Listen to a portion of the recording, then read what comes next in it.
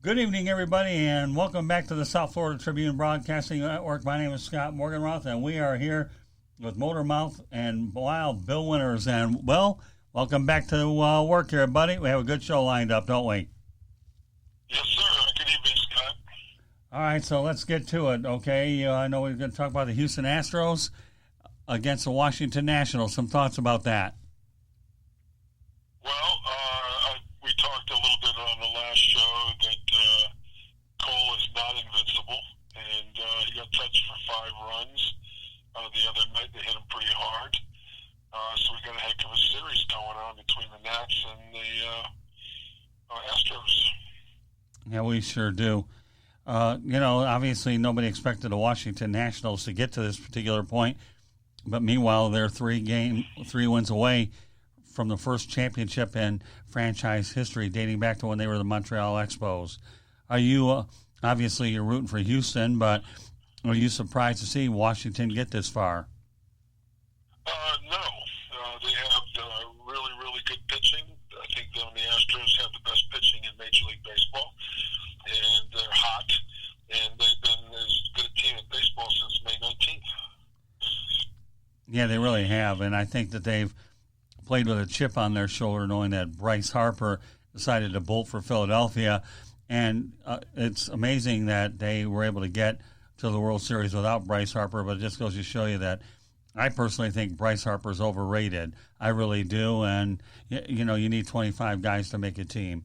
And Bryce Harper's got to be wondering, I could be very well be playing right now. But meanwhile, he's playing for an 81-81 team that's looking for a manager. Yeah, I think Juan Soto's made them forget all about Bryce Harper. That's what made Bryce Harper expendable, wasn't it? Yes. So let's stay to the Houston theme before we go on to some other subjects, Bill. I know that you're anxious to talk about the female reporter going off on Roberto Osuna. Tell me how that played out. Well, I just think it's kind of funny that we have to politicize a World Series game. Obviously, there's a little bit of a history between those two. I believe she sent a couple of tweets over during the course of the season, if I'm able to read between the lines. And then, he was kind of went over the line and, yelling in the locker room, glad we blankety blank have Osuna. And while she's wearing a bracelet, the next thing you know, they're misinterpreting it, so the Astros say. So nobody knows real for sure. It's one of those gray areas. But I just think that it was bad taste on both sides. Sports Illustrated writing an article about it, and then the Astros coming out with some comments about it. And this is what we talk about on our show, that this stuff just needs to be left alone and stop politicizing things. Yeah, Bill, it seems like we're seeing that all too much in the world of sports, aren't we? So why don't you elaborate on your thoughts about what this world has become versus what it was when you were playing professionally?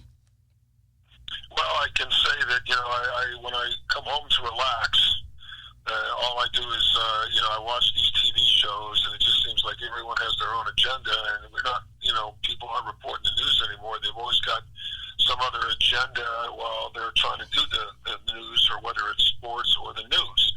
You see drop-down menus. It seems like everyone is now getting arrested for sexual assault. I mean, Oscar De La Hoya the other night. And it's just, I think that, we've got to tone it down a little bit and not be so forward with a lot of these things. And people need to look at the evidence a little bit before they start, talking about these issues and politicizing sporting events. Yeah, we're seeing that all too much, aren't we? I think when you talk about all the things that are outside the lines, so to speak, I hate it when things outside the lines overshadow what's inside the lines, Bill. It's the world we live in right now, but I think it's a phase. I talked on our last show about the pendulum, and the pendulum goes back and forth. And on the right side is democratic ideas of social justice and, women's rights and men's rights and, LBGT, and all that stuff. And on the other side of the pendulum is economics, and, that pendulum has to stay in the middle. And sometimes, the left with some of these issues that, you would think that we lived in a racist country where everyone is got an agenda and we're politicizing everything. And I just think that over time that'll sort of self-regulate itself and move back to the middle, because I'll be honest with you, the most of America is just getting sick of it. It's just you can't relax and watch an event without somebody trying to say something politically, all right, in sports. And it's just, there's a time and a place for it. And right now, I just think that this also has to do with economics. When you start paying the players a lot of money, they start, tweeting things like Maury with the Astros. Then you got an entire country getting pissed off, at us because we don't understand their way of life. Yet we're willing to do finances with it. So we got to address that issue. And then we have sports figures speaking out, who, sometimes I think that they're better off being quiet about it. So it doesn't matter whether it's a general manager sending a tweet or an NBA player, saying something, or, people getting on Facebook and, getting upset about things 200 years ago. And it's a lot of talk, and it's a lot of minutia. And quite frankly, I don't think it belongs in the game. It's kind of wearing out the American public a little bit. And I just think the pendulum will swing back to the middle, because if viewers start turning off their TV sets, that costs people money. And that's when we'll make the adjustment. Yeah, it's amazing how you say that too, Bill, because the NBA, I think, is probably more guilty of it than a lot of them. And I'll bring a few coaches or ex-coaches that come to mind. First of all, at the top of the forefront, Steve Kerr and Donald Trump have definitely shown that they don't really particularly like each other. Greg Popovich doesn't quite like the president either. And a guy that I really couldn't stand at all was Stan Van Gundy, formerly of the Detroit Pistons. And when you have these guys talking about politics versus coaching their teams, now I will give Kerr and Popovich credit. At least they have championships behind them, whereas Stan Van Gundy doesn't. So why do these guys continue to draw attention to themselves instead of focusing on what they have to do continuously on the basketball court? I think it's a double-edged sword. Number one, you're coaching these young men, so you want to, make it sound like you're with them or be with them. And, I think that even, I agree a lot with what the players have to say, but I just think there's a time and a place to say it. And I just think sometimes that, some of these tweets and, some of the things that they do is just let her off, just don't talk about it, be about it, lead by example. You don't have to constantly, giving your opinion on something. It's getting to turn into like kind of a soap opera. Right. Doesn't matter whether it is. I mean, I'm sitting here watching a show tonight and they're talking about KD and they're asking him questions about, who's the better shooter, Westbrook or Curry. Some of this stuff is just designed to, rabble-rouse and get people upset, and they're kind of loaded questions, and then you got people tweeting on top of that. And it just gets to the point where, hey, look, enough already, okay? We get it. All right, let's just get back to the middle of the road here, and let's talk about the sports and the efforts, and maybe talking about some of the guys. Like, I was watching the Raptors game last night. They were, introducing the players. And I didn't know three-quarters of the squad. It'd be nice to hear about those guys. They're on the team, and quite frankly, no one talks about them.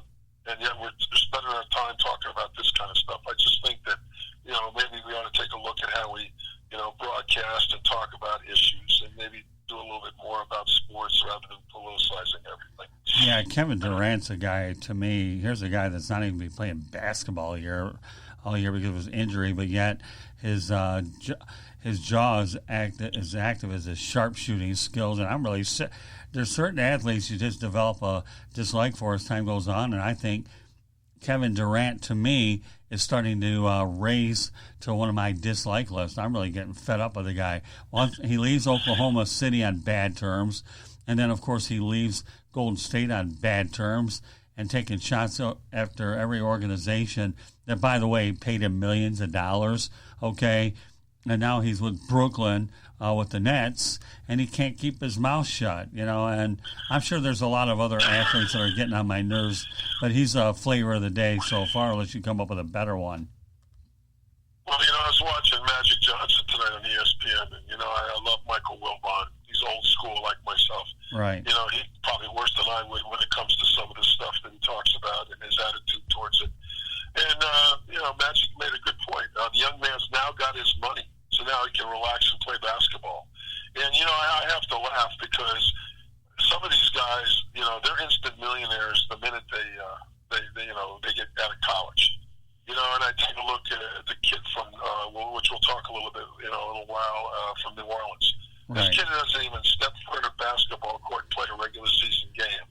And the media hype is so much that you have to be worried about whether or not a 19-year-old, 20-year-old kid can handle that kind of stuff. Right. You watch what happened to Manziel as well. And then you sit there and you watch this. I was watching a thing today about how KD and Draymond Green were upset. Okay, they're interviewing Wojo, who's the NBA, who knows a lot about the NBA, and they're worried about whether KD left Golden State because of Draymond getting upset about the fact that he didn't get the last shot in the ball game, 2 years ago or whatever. And you just get to the point where enough already. This is turning into a soap. This is stuff people don't need to know about. This is stuff that stays inside the locker room. Okay, and I think they've crossed the line. And you just get to a point where, you just have to stand up and say enough already. Let's move this pendulum back to the middle and maybe look at presenting the sport in a different way. Let's stay in the sport for a moment, and I'll go back to some of my thoughts about what you're saying. But since we're on the hardwood, let's talk about the LA Clippers, a team that you're very high on. I think they're going to win the NBA title. They just flat kicked the Lakers' ass last night. I'm a big Laker fan. Okay, and I'm watching a game right now between the Celtics and the Sixers, and you know what I'm seeing? Small ball versus big ball. All right, and I can tell you that LeBron, it's kind of short to say, but I trust my instincts and the eyeball test. The Clippers have a great defensive club. They have everybody on that team can score.